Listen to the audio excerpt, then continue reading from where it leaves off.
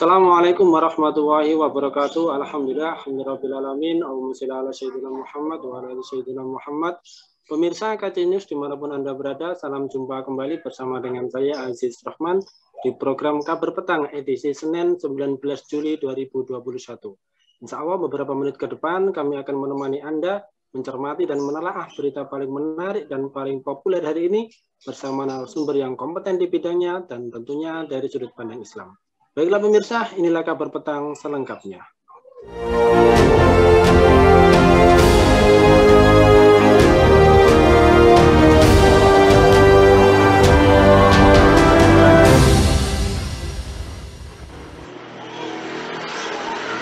Pemirsa, desakan sejumlah pihak yang meminta Presiden Joko Widodo mundur, meminta Presiden Joko Widodo mundur dari jabatannya dikecam keras Direktur Lembaga Kajian Strategis Kepolisian Indonesia atau LEMKAPI, Edi Hasibuan di Jakarta, Sabtu 17 Juli yang lalu. Mantan anggota Kompolnas ini melihat Presiden justru sudah bekerja keras mengatasi pandemi. Presiden bersama para pembantunya di kabinet siang malam tidak pernah henti menyelamatkan dan melindungi masyarakat dari penyebaran COVID-19. Akademisi dari Universitas Bhayangkara Jakarta ini menilai pemerintah tidak pernah diam, sebaliknya 24 jam bekerja melindungi masyarakat dari COVID-19. Dosen ilmu hukum ini menambahkan, hasil penelitian dan pemantauan yang dilakukan pihaknya, masyarakat justru sangat puas dengan kebijakan Presiden Jokowi dalam menangani pandemi COVID-19. Lantas, pemirsa, apakah Indonesia membaik di era pemerintahan Jokowi? Apakah Jokowi tak mampu menangani COVID-19 di Indonesia? Dan apakah Presiden Jokowi ini layak untuk mundur? Untuk membahasnya, kami telah terhubung dengan Bung Agung Wisnuwardana, Direktur Indonesia Justice Monitor. Kita sapa dulu beliau. Assalamualaikum warahmatullahi wabarakatuh. Bung Agung. Waalaikumsalam warahmatullahi wabarakatuh, Bung Aziz. Alhamdulillah. Alhamdulillah. Gimana ini kabarnya? Sehat, Bung Agung? Sehat, alhamdulillah. Sehat, walafiat, bagas waras, dan bisa menyertai teman-teman kesempatan kali ini. Alhamdulillah. Alhamdulillah. Baik Bung, ini kalau kita melihat Indonesia hari ini sedang diuji dengan menghadapi berbagai macam ujian yang cukup berat ya. Ada pajak yang mencekik, terus kemudian utang luar negeri yang semakin tinggi, serta menjadi negara yang paling tinggi untuk kasus kematian COVID-19 di dunia ini. Nah, dalam kacamata Anda ini, apakah Indonesia ini membaik di era pemerintahan Jokowi ini, Bung Agung? Baik, pemerintahan Jokowi ini kan sudah masuk periode kedua ya, 2014-2019, kemudian 2019 masuk ke 2024. Sekarang kita sudah akan menuju akhir 2021. Dalam konteks ekonomi ini kan kita sudah memasuki akhir kuartal kedua dan kita akan memasuki kuartal ketiga, kuartal 4 tahun 2021. Kita tahu bahwa di konteks pemerintahan Jokowi ini ketika menerima tampuk kepemimpinan dari Susilo Bambang Yudhoyono, itu Susilo Bambang Yudhoyono mencatat utang luar negeri sebesar kurang lebih 2.700-an triliun rupiah. Nah, selama pemerintahan Jokowi sejak tahun 2014 sampai hari ini, tahun 2021, di akhir kuartal kedua 2021, utang luar negeri Indonesia mencapai lebih dari 6.500 triliun. Tentu ini lompatan angka utang yang sangat besar dalam sejarah bangsa Indonesia. Nah, ini pertanyaan menggelitik memang. Utang luar negeri kan akhirnya menjadi tanggung jawab rakyat. Itu satu. Kemudian dari sisi pembayaran utang, tahun 2018 sampai tahun 2021 tercatat ada kelebihan pembayaran bunga utang sebesar 551 triliun rupiah. Anda bisa bayangkan, membayar bunga utang dilebihkan. Ini kan bisa masuk pidana kalau ditelusuri secara khusus nantinya. Artinya bayar bunga tapi dilebihkan sampai 551 triliun. Ini kan satu pengelolaan negara yang parah sekali kalau kita membaca soal ini. Akhirnya apa? Kita paham memang tahun 2019 sebelum ada COVID-19 itu Indonesia sudah memasuki peluang resesi global di tahun 2020. Dan akhirnya betul Indonesia mengalami kondisi itu. Dan kita tahu bahwa akhirnya neraca transaksi berjalan kita itu sangat rendah sekali, Bung. Sehingga dolar kita itu sangat menipis. Ketika dolar sangat menipis, ini akan menjadi peluang problem besar juga yang ada di negeri ini, karena transaksi dunia itu menggunakan hampir 90% cadangan dolar. Kondisi yang parah ini akhirnya menyebabkan kas negara itu menjadi berkurang. Ditambah COVID-19 tentunya yang membutuhkan anggaran cukup besar, ya. Dan dalam kondisi seperti itu kemudian negara membuat satu kebijakan penaikan pajak. Ya, kita tahu berapa waktu yang lalu pajak itu mulai akan dikenakan nantinya kepada kebutuhan dasar masyarakat seperti sembako. Kemudian biaya terkait dengan pajak terkait pertambahan nilai terkait dengan kesehatan dan pajak pertambahan nilai terkait dengan pendidikan. Ini tentu dalam kondisi yang sangat dolim. Apalagi kemudian ditambah dengan pengelolaan negara terhadap pandemi COVID-19 itu sejak dari awal sampai sekarang menunjukkan tata kelola yang sangat parah, tidak tepat, dan cenderung hari ini malah menuju pada otoritarianisme dengan pengelolaan uang yang sangat tidak tepat sasaran. Ini persoalan yang sangat mendasar, sehingga kalau boleh dikatakan apakah pemerintahan Jokowi ini gagal mengelola negeri ini, saya mengatakan gagal. Itu Bung, kira-kira. Baik, terus kemudian ini dalam pengamatan Anda ini, apakah rezim Jokowi ini memiliki visi dan implementasi yang baik untuk perlindungan rakyat jangka pendek hingga jangka panjang ini, dari kemiskinan sampai bencana wabah ini, Bung Agung? Ya, bicara tentang perlindungan pada rakyat itu kan terkait dengan bagaimana kepemimpinan itu mengelola pelayanan terhadap rakyat dengan baik, pelayanan publik. Kalau kita membaca pelayanan publik itu tentunya kita akan bicara satu tentang kebutuhan dasar. Nah, pertanyaannya adalah apakah pemerintah Jokowi ini memiliki visi yang jelas terhadap konteks pemenuhan kebutuhan dasar rakyat, ya. Dalam konteks ini kan akhirnya kita akan bicara pangan, sandang, papan, kemudian pendidikan dan kesehatan. Terkait dengan 5 kebutuhan dasar masyarakat ini sangat jelas sekali bagaimana konsentrasi pemerintahan Jokowi itu sangat rendah sekali. Contoh saja saya membaca, misalnya terkait dengan pandemi COVID-19 yang ada sekarang, ya. Bagaimana mungkin masyarakat terdampak diberikan hanya uang 300.000 satu bulan, ditambah 1 bulan berikutnya berarti kurang lebih 600.000 plus 10 kg beras. Bisa apa kira-kira dengan 300.000 per bulan? Ini menunjukkan bahwa negeri ini tidak serius mengelola konteks sekarang. Kemudian yang kedua kita membaca pendidikan misalkan, bahwa di tengah pandemi COVID-19 sekarang psikologi sosial masyarakat itu sangat tertekan. Sejauh mana pemerintah memperhatikan soal itu juga menjadi pertanyaan. Sehingga kalau dikatakan bahwa kalau ditanyakan apakah pemerintah Jokowi memiliki visi yang jelas terhadap perlindungan pada rakyat, wah jauh sekali. Yang sangat diperhatikan oleh Jokowi sekarang ini adalah pembangunan infrastruktur yang gede-gedean.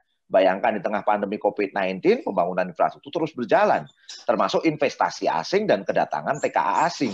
Itu tanpa kemudian pembatasan di tengah pandemi COVID-19 sekarang. Ini semakin menunjukkan bahwa pemerintah Jokowi memang abai terkait dengan perlindungan rakyat dan tidak memiliki visi yang jelas terkait dengan perlindungan rakyat. Itu Bung, kira-kira. Ya, baik Bung, jika kita membicarakan terkait dengan wabah, sebagaimana yang sedikit Anda singgung tadi, ini, apakah pemerintahan Jokowi ini mampu menangani COVID-19 di Indonesia ini, kalau kita melihat ini dalam kacamata Anda ini, Bung Agung? Ya, kapan waktu Luhut Binsar Panjaitan mengatakan Indonesia terkendali, ya. Walaupun setelah sekian lama kemudian dalam proses PPKM darurat ini dia minta maaf terhadap apa yang dia katakan sendiri. Nah, sederhana saja. Ketika kita bicara apakah berhasil atau tidak, kita tinggal membaca apa yang menjadi standar, ya. Oke, kita ambil saja standar yang dipakai WHO.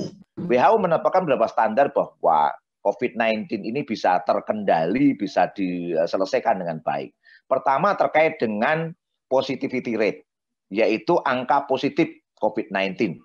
Nah, angka positif COVID-19 dalam standar WHO itu harus di bawah 5%, ya.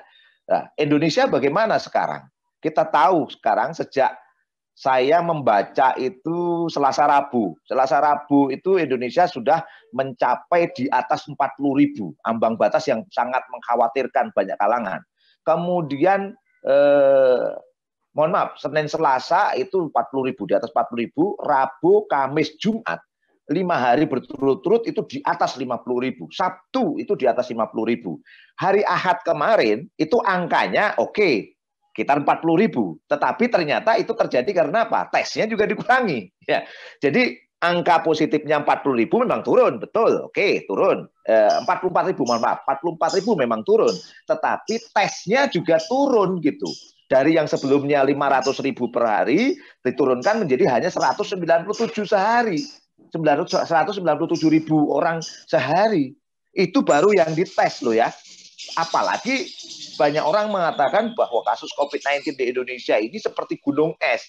Yang dites itu tampak hanya sedikit, sementara kasusnya di bawah itu sangat banyak. Pertanyaannya, apakah di bawah 5%? Wah, jauh sekali. Positivity rate Indonesia ini sekarang menjadi epicentrum terbesar di Asia, mengalahkan India. Dan juga menjadi nomor 15 di dunia. Pertanyaannya, apakah ini disebut terkendali? Jauh dari terkendali. Syarat yang kedua, WHO menyebutkan bahwa case fatality rate, angka yang meninggal karena COVID-19 ini haruslah kira-kira di bawah 3%. Di bawah 3%. Nah, kalau kita membaca di bawah 3%, angka fatality rate Indonesia ini sudah luar biasa sekarang. Meningkat terus-menerus bahkan lebih dari 5% gitu. Apakah ini terkendali? Jauh dari kata terkendali. Kemudian yang ketiga, WHO menyebutkan bahwa terkendali apabila 2 minggu berturut-turut, ya 2 minggu berturut-turut, angkanya itu mengalami angka yang relatif turun menerus-menerus. Kapan Indonesia mengalami jumlah positivity rate yang turun terus-menerus dalam angka 2 minggu? Tidak ada. Trennya terus naik. Dan sangat besar kemungkinan bahwa ke depan ini juga akan semakin naik, semakin besar lagi. Nah, ini menunjukkan apa? Ya tidak terkendali. Dan ini gagal sebenarnya. Gagal menangani COVID-19 ini. Dan ini persoalannya sejak dari awal memang. Mereka mengabaikan COVID-19 ini ketika ada pertama kali di Jakarta, permintaan Jakarta untuk membuat lockdown juga dikatakan nggak punya dana. Padahal dana yang diperlukan pada waktu itu hanya kurang lebih 16,5 triliun untuk kepentingan lockdown selama 1 bulan. Sementara angka yang telah ditulis BPK hari ini penanganan COVID-19 di Indonesia itu sudah di atas 1.000 triliun. 1.000 triliun bayangin dengan 16,5 triliun. Ini sangat abai sekali pemerintah negeri ini. Kemudian yang paling parah hari ini, Bung. Anda bisa bayangkan ya, masyarakat ditahan demikian mobilitasnya dengan PPKM darurat yang sangat keras menurut saya perlakuannya dan sangat tegas di lapangan. Sementara masyarakat itu tidak mendapat jaminan sosial untuk kondisi mereka mengalami kondisi seperti itu. 300.000 seperti yang saya katakan tadi sangat jauh dari cukup. Ya, Ikatan Pedagang Pasar Indonesia pernah menyampaikan bahwa pedagang-pedagang kita itu turun omset sampai di atas 70%. Pedagang informal ya, belum nanti yang di PHK dan lain sebagainya. Termasuk juga sektor formal yang terkendala dalam kondisi seperti sekarang. Apa kemudian 300.000 itu untuk kepentingan ini? Apakah cukup? Sangat jauh dari cukup. Sementara itu, anehnya negara itu keras pada pelanggaran PPKM dengan menerapkan undang-undang kekarantinaan kesehatan tuh ya. Jadi kalau ngelanggar digunakan undang-undang kekarantinaan kesehatan. Sementara untuk kewajiban negara yang harus memberikan pemenuhan kebutuhan dasar orang dan hewan ternak itu tidak diberikan sama sekali. Ini sebuah kedoliman luar biasa. Sudahlah gagal, sombong, zolim. Ini menunjukkan bahwa pemerintah negeri ini sebenarnya telah gagal mengelola pandemi COVID-19. Begitu, Bung. Nah, baik, untuk kemudian ini kita melihat dengan mata kepala kita ya di berbagai macam media ini bahwasanya desakan agar Jokowi mundur belakangan ini makin santer, termasuk juga dilontarkan oleh mantan Menteri Koordinator Bidang Maritim dan Sumber Daya Alam Rizal Ramli. Dalam sebuah video ini Bung Rizal Ramli ini menyebut bahwa Jokowi seharusnya mundur karena sudah tidak lagi mampu mengelola Indonesia. Nah, menurut Anda sendiri, Bung Agung, ini kira-kira apakah Jokowi ini layak untuk mundur begitu? Saya membaca layak sekali, Bung. Sangat layak sekali untuk mundur karena sudah tidak mampu mengelola negeri ini. Utang sudah di atas 6.500 triliun. Sekarang utang untuk membayar bunga utang, bayangkan. Ya. Terus kemudian dolar sangat menipis di dalam negeri. Ya. Terus kemudian terkait riayah pada rakyat juga tidak ada sama sekali. Katanya nggak punya uang, tapi sementara sumber daya alam itu diobral begitu rupa. Tenaga kerja Cina itu boleh masuk, kemarin ramai 20 orang. Padahal data yang disebutkan oleh migrasi sampai ke Juli awal, itu ada kurang lebih 24.000 warga negara asing dan terbesar adalah Cina. Masuk ke negeri ini tengah pandemi COVID-19. Ini sangat diskriminatif. Sementara itu kepada rakyat pun ditekan habis-habisan. Dan data terbaru yang saya dapat, bayangkan, Badan Intelijen Nasional pun disertakan dalam hal ini untuk melakukan vaksinasi door to door di 14 provinsi. Pertanyaan saya adalah, apa pentingnya Badan Intelijen Nasional ini? Apalagi kemarin Pak Muhadjir mungkin agak keceplosan mengungkapkan bahwa ke depan akan dibikin darurat militer. Saya nggak membayangin betul ya, di tengah kondisi seperti sekarang, tidaklah ada kata minta maaf secara tulus bahwa dia gagal mengelola negara, otoritariannya semakin meningkat, dan peluang menuju darurat militer ini yang saya sangat khawatirkan. Saya sangat khawatir apabila rezim negeri ini nantinya akan membuat darurat militer seperti yang kapan keceplosan disampaikan oleh Pak Muhadjir gitu. Kalau nanti benar-benar terjadi darurat militer, bayangkan rakyat sudahlah kurang makan. Ya, kondisi ekonomi kasnya kosong. Sementara negara kemudian otoriter pada rakyatnya. Ini super dolim luar biasa, Bung. Dan ini menunjukkan nggak bisa mengelola negara.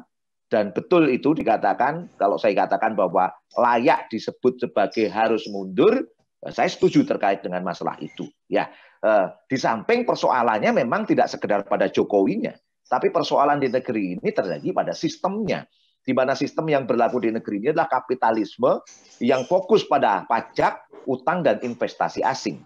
Ketika kas kosong, maka dia juga tidak bisa mengelola kesehatan masyarakat. Sehingga pelayanan publik pun sangat rendah sekali. Oleh karena itu, tuntutan itu pun harus ditingkatkan, Bung. Tidak sekadar meminta kepada Jokowi mundur, tapi seharusnya sistem yang berlaku di negeri ini, yaitu kapitalisme pun harus dirubah secara revolusioner. Digantikan dengan sistem baru yang jauh lebih baik, lebih visioner, dan lebih hebat. Begitu, Bung, kira-kira. Baik, Bung. Untuk kemudian yang terakhir ini, Bung. Sebagaimana yang sedikit Anda singgung tadi, bahwasanya kurang lebih seperti itu. Lantas, seperti apa ini kira-kira figur pemimpin dan model kepemimpinan yang visioner yang dibutuhkan umat Islam saat ini, Bung Agung? Ya, ada dua tadi yang disebutkan, bahwa pemimpin dan kepemimpinan. Kalau pemimpin bicara orang, kalau kepemimpinan bicara model sistem. Ya, pertama sekarang kita bicara tentang konteks kepemimpinan dulu, baru kita bicara orang. Kepemimpinan yang visioner terhadap rakyat, tidak sekadar pada umat Islam, saya katakan, pada rakyat, muslim maupun non-muslim, itu harus memiliki politik ekonomi yang clear, yang jelas. Apa politik ekonominya itu? Yaitu memastikan kebutuhan dasar rakyat terpenuhi dengan sangat layak. Apakah itu terkait dengan pangan, sandang, papan, pendidikan, kesehatan, dan keamanan.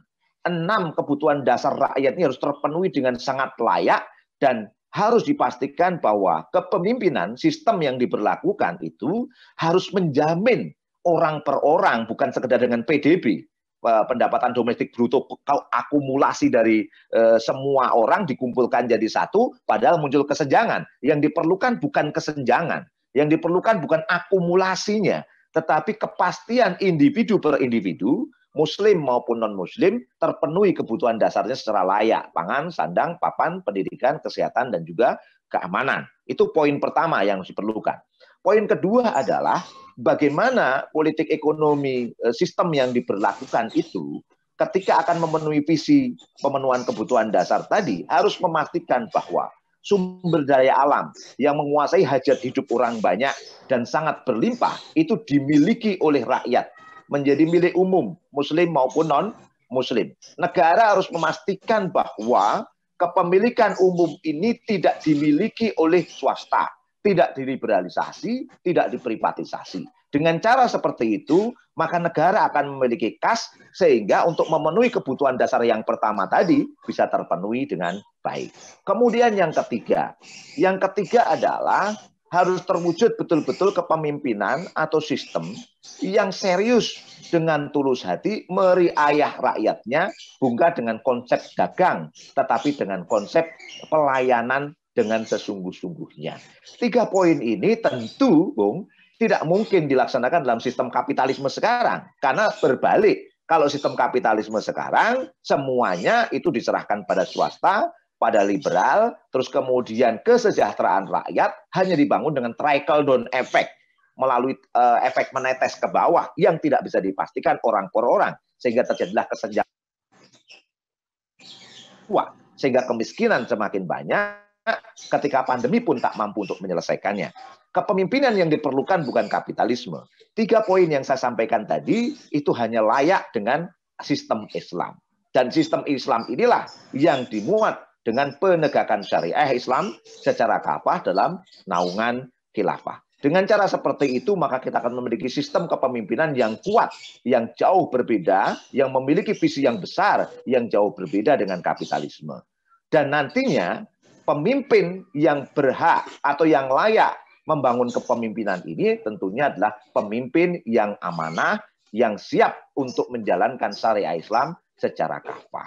Poin itulah yang kira-kira sangat penting untuk menggantikan sistem yang sekarang ada, sehingga ke depan sistem ini akan memiliki visi yang besar, menjamin kebutuhan rakyat secara baik, terus kemudian menjaga pengurusan rakyat secara tulus, ikhlas, dengan pelayanan yang terbaik. Dan itulah ada pada sistem Islam, dengan penerapan syariah Islam secara kafah dalam naungan khilafah. Semoga dalam waktu dekat terwujud.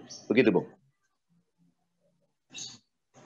Baik, terima kasih Bung Agung Wisnuwardana yang telah meluangkan waktunya untuk bisa bersama kita di Kabar Petang pada edisi kali ini. Semoga Anda dan keluarga senantiasa sehat selalu dalam lindungan Allah Subhanahu wa Ta'ala. Amin. Amin.